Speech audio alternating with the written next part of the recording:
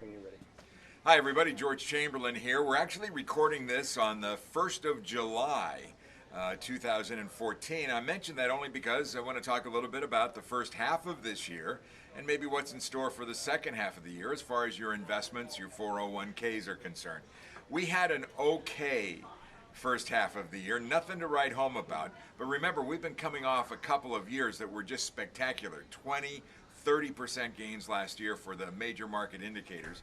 And so for the first half of this year, the Dow Jones Industrial Average was only up 1.5%.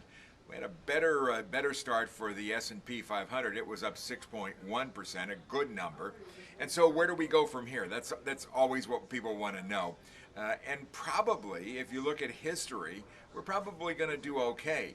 Since the stock market started trading back in 1914, we've seen, we are just looking back 100 years to 1914, we've seen that 71% of the time stocks had gone up in the first half of the year. And when that happens, it pretty much bodes well for the stock market to do better in the second half. So we'll see how things go. On this first day of July, it's fairly early in the trading session today, but we're up very strong. The market's posting some really big gains. Of course, there are a lot of things that are going to happen during the second half of this year that could impact your portfolios. Obviously, we still have a lot of global tensions out there. The situation in Ukraine, in Iraq, very serious problems there. The economy, still a lot of questions about where we're going in here. And then throw into the whole equation, we've got an election in November, a midterm election.